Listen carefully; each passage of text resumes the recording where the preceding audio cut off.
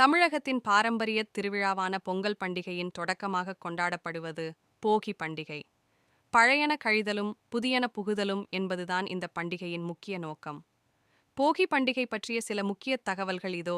1. பழையன கழிதல். வீட்டில் உள்ள தேவையற்ற பழைய பொருட்கள், வேண்டாத குப்பைகளை அகற்றி வீட்டை சுத்தம் செய்யும் நாளாக இது அமைகிறது. மனரீதியாக நமக்குள் இருக்கும் தீய எண்ணங்களையும் எதிர்மறையான சிந்தனைகளையும் நீக்கி புதிய தொடக்கத்தை ஏற்பதே இதன் தத்துவமாகும். 2.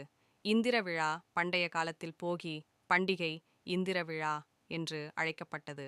மழையையும் செல்வத்தையும் தரும் கடவுளான இந்திரனுக்கு நன்றி செலுத்தும் விதமாக இந்நாள் கொண்டாடப்படுகிறது. 3. காப்புக்கட்டு. பொங்கல் பண்டிகைக்கு முதல் நாள் வீட்டின் கூரையில் ஆவாரம்பூ, சிறுபீளை, பூலாப்பூ, வேப்பிலை மற்றும் மா இலைகளை கொண்டு காப்புக்கட்டு கட்டுவார்கள். இது வீட்டிற்குள் கிருமிகள் வராமல் தடுக்கவும் மங்களத்தை குறிக்கவும் செய்யப்படுகிறது. 4. போகி கொட்டு. சிறியவர்கள் முதல் பெரியவர்கள் வரை சிறு பறைகளை போகி கொட்டு அடித்து மகிழ்ச்சியை வெளிப்படுத்துவார்கள். இது ஒரு மங்கள ஒலியாக கருதப்படுகிறது. முக்கிய குறிப்பு: முன்னோர் காலத்தில் பழைய பாய், ஓலை போன்ற இயற்கை பொருட்களை எரித்தார்கள். ஆனால் தற்போது பிளாஸ்டிக், டயர் போன்ற பொருட்களை எரிப்பதால் காற்று மாசு ஏற்படுகிறது. எனவே சுற்றுச்சூழலை பாதுகாக்கும் வகையில் புகையில்லா போகி கொண்டாடுவது மிகவும் அவசியம்.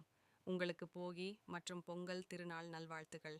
இந்த பொங்கலுக்கு உங்கள் வீட்டை அலங்கரிக்க ஏதேனும் குறிப்புகள் அல்லது பொங்கல் வைக்க நல்ல நேரம் போன்ற விவரங்கள் தேவைப்படுகிறதா? ட்வைலைட்.